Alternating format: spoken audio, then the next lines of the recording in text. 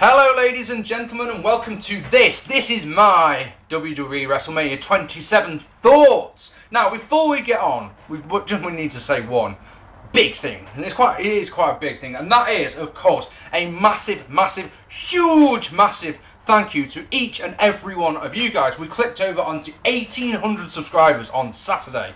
Not last night, the night before. 1,800 subscribers. The target for this year is to get to December, get to the end of this year with 3,000 subscribers, because we ended last year with 1,500 subscribers. So all good. Actually, to be honest, we had 1,400 subscribers, but that's a moot point. Anyway, thank you so much to every single one of you. I think when we get to 2,000 subscribers, we'll do something fucking massive, but you know, 1,800 is still a big amount, and someone like fucking Human Killer would probably die to have as many subscribers as I've got, so you know, good stuff. WrestleMania 27, watched it live, watched it on pay-per-view, bought the show, watched it with my mates, got absolutely horrifically drunk. I don't drink very often at all, you guys know that, but when I do it properly, you know, I got absolutely shit-faced. So I'm on the Pepsi Max this morning to relieve my hangover. So, right, let's get on with it, shall we? So the opening segment, everyone knows I'm a massive Rock fan. Yeah, I don't appreciate a Rock promo that goes 15 fucking minutes though. And you've got people who don't watch wrestling on a regular basis going, oh, for fuck's sake, please get on with it. You know? Name on the marquee is wrestling, not fucking Rock talking and talking and talking. I love the guy, he's the best promo cutter ever. But even Rock struggled to keep me entertained for that amount of time, because I just wanted to get on with it. You know, opening match was a shock, jaw floor sort of shock, because it was for the World Heavyweight Championship. Edge versus Alberto Del Rio. I thoroughly enjoyed this match, I have to say. Yeah, I get a lot of criticism, I get a lot of heat, I get dissed a lot because I talk about psychology so much in matches. Yeah, this match though was perfect psychology, right? Because all match, Alberto Del Rio was working Edge's arm. He had an injured arm working over the injured body part, and it was fucking brilliant. At one point, Del Rio, he did like a shoulder breaker, but with the arm instead. That was an immense move. The way he flipped into the cross arm breaker was beautiful. Both men used submission moves, Executor and the cross arm breaker. Christian at the end hit a tornado DDT off the apron that was so beautiful. And of course, Edge got the win, which I did not predict. I predicted that Del Rio was going to win. This was going to be a cakewalk for Del Rio, to be honest. Yeah, so that was good. My biggest gripe, you know, because of course Edge won clean as well, you know, as clean as can be when you've got Brodus Clay and Christian there, is that Alberto Del Rio won the fucking Royal Rumble, for God's sake. And now what? Yeah, the Royal Rumble, yeah, is sold on the fact that you get a main event slot at WrestleMania, yeah, but the evidence here is that that's bollocks, because you get put in the opening contest. Don't like that. Anyway, I gave this match 4 stars, believe it or not. Excuse me, I'm probably going to get heat for that, because, you know, people are like, oh, what are you talking about? But in my opinion, this was the best match of the night. Do you know why? Because the psychology was perfect and it was given the right length. This was a long-ass match and it was right length, you know? But next match, Cody Rhodes versus Rey Mysterio. Now, this is one that I'll probably get a lot of heat for, because I've got a feeling people will rate this one very, very highly. I am going to give it 2.5 stars, because as much as I liked this match, and there was a lot of good stuff in it, and of course the right person won it. I predicted Cody, and that's what we got. Cody Rhodes won the match. But did you notice that the crowd hated it? With their all-consuming passion, the crowd was so quiet for this match. Now maybe it's because they were so into the opener, because they really were.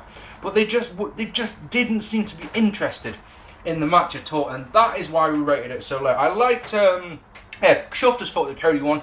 You know, I predicted that. Rey Mysterio's costume, I really marked out for. You know, he comes out as Captain America, that was pretty good. But yeah, the match was pretty boring in some places, and like I say, the crowd didn't like it. 8-man tag was next.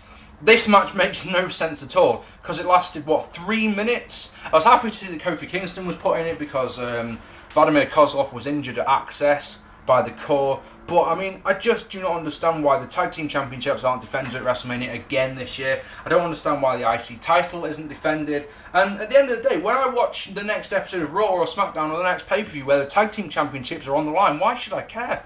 Why should I give a fuck? Because the Tag Team Champions were obliterated in this match. Absolutely obliterated. I don't remember Wade Barrett doing anything at all, I have to say. The faces were a comedy team. Do you remember the Rusty Trumpets bollock stuff I was talking about on Raw? You know, when I did my prediction vid. I really think the wrong team won here. I really, really do. And for it to be so short, dear me, I don't understand how, you know, this match can't get any other rating than straight dud. I mean, it was just finisher, win.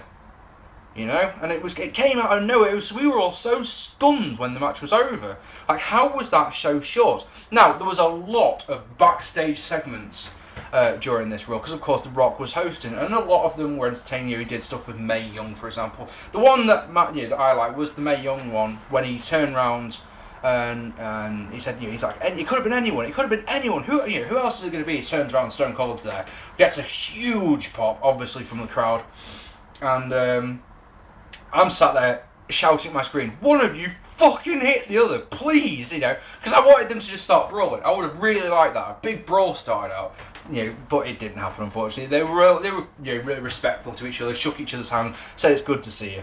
Next match, Orton versus Punk. Now, I was expecting this match to be match of the night, and it was a really good match. It's a 3.5-star match.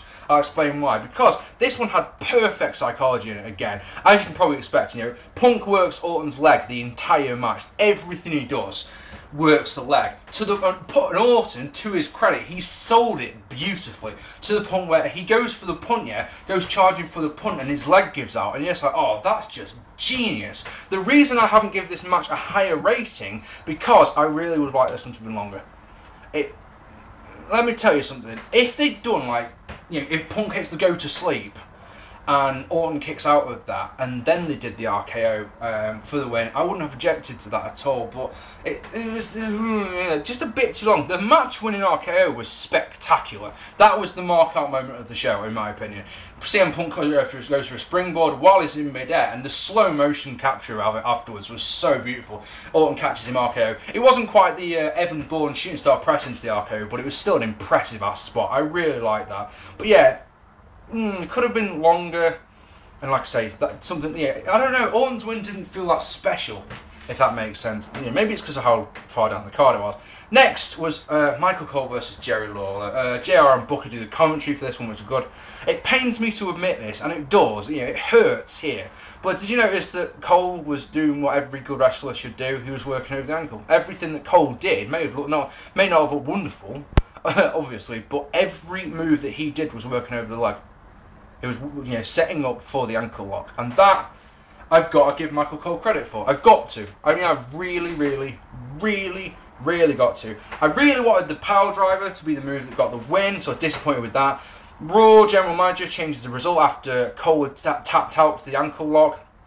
I've got to say, I didn't mean the finish was a weird one, because, right, in my opinion, this match went about 10 minutes too long. I know I've been moaning about how short some of them have been. This was too long. And what it was weird is because when Jerry Lawler puts the ankle lock on, and Stone Cold Steve Austin, who's the guest referee, is saying, you know, he doesn't even ask him, do you want to give it up for a moment? And I was thinking that, you know, I don't know why, but I was just thinking that Lawler was going to keep it on. I really thought that Lawler was going to, you know, pull him into the middle of the ring and let go of it, and then maybe do the power drive. Maybe it's because I wanted to see the power drive so much from Jerry Lawler. Yeah, Raw General Manager changes the result, which is absolute garbage. And of course, the scary thing about that result is it means that this feud ain't over yet, and we're going to get to see more of obnoxious arsehole Michael Cole. We're probably going to see a rematch from these two at the next pay-per-view. It's like, oh, great. So yeah, I gave that one half a star, but I would probably, you know, be prepared to give it a dud because of the stuff at the end. Booker T gets in the ring and says, I've got to do a spin-a-rooney. And you sat there looking at me, it's obvious that he's going to get the stunner. And it's one of those, but why are you doing this? Why are you actually doing that? And then after the Raw General Manager bomb goes off and Josh Matthews reads out what's happening, stunner for Josh Matthews, which, you know, is a mark-out moment if you're an Austin fan, I suppose. So that was all good.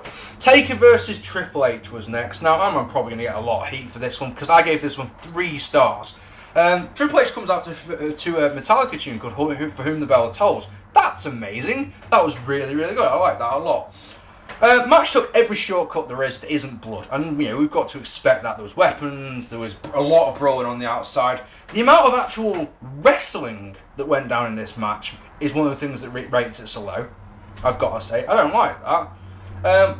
I won't, you know, I'm not going to diss them because, I mean, both men took some big bumps. I mean, Undertaker was whipped into the guardrail, and that looked really horrifically painful. Triple H got hip tossed off the announce table to the ground. That looked horrible.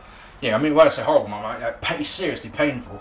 Undertaker tried to go for his bloody tope again, and I reckon that Triple H was about a foot too far back, and it really looked like Undertaker ate floor again. And you're just like, yo, Undertaker, please stop doing that fucking move. You're going to kill yourself with it one of these days. We saw pedigrees, we saw chokeslams, last ride. Triple H did a tombstone that I was convinced got the 3.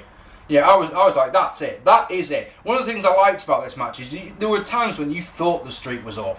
This one wasn't a foregone conclusion by any stretch of the imagination, you know. But the Hell's Gate works.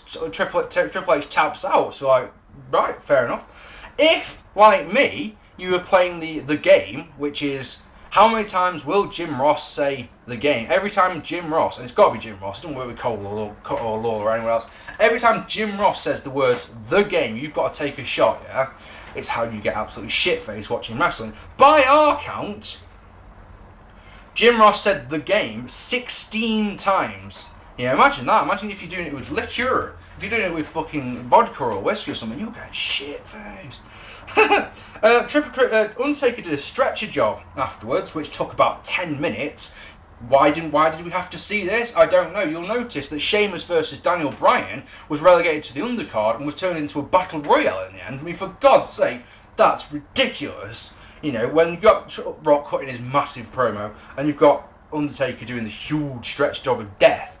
You know, and he even got put on a motorised gurney to really sell just how much of an ass kicking he got. And you're just like, this is irrelevant. This isn't needed at all, in my opinion. 2 to go. So, 6-man tag. I'll tell you a true story. This is from last night, yeah?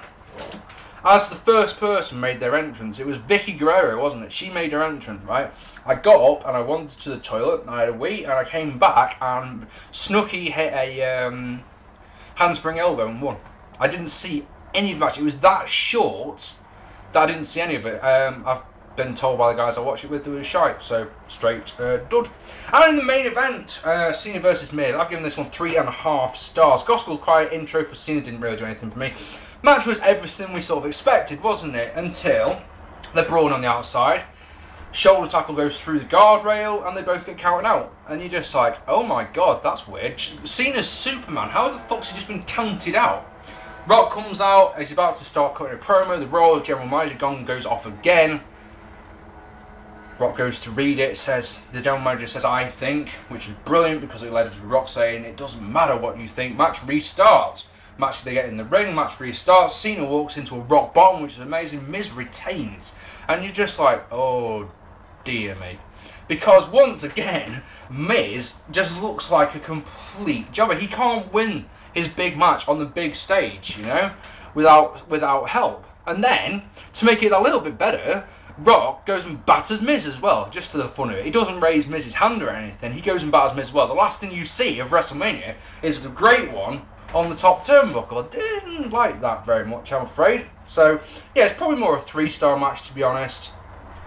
So, I am fully expecting to go and watch some reviews or read some reviews, because I haven't read anyone's reviews yet so far.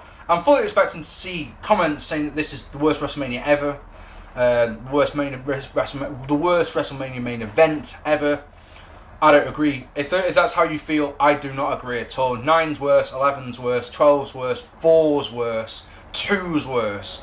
You know, it was an alright show. I'm going to give it 7 out of 10, is what I'm going to say. Because there was 4 matches on the show, which of course is the opener, Punk vs Orton, Taker vs Triple H, and the main event that I was entertained by. The rest was, you know, forgettable rubbish, but, you know, it had the WrestleMania vibe to it, and, you know, I enjoyed it. I'd love to know what you think down here. I'd love it if you've got a video. If you've done a review, whack it down here as a video response. I've been Mark P. Thank you so much once again. I've got to stress this. 1,800 subscribers. Just amazing. Absolutely stunning. Love it, love it, love it. I've been Mark P. I will see you all very soon, and thank you very much for watching. Take it easy, guys.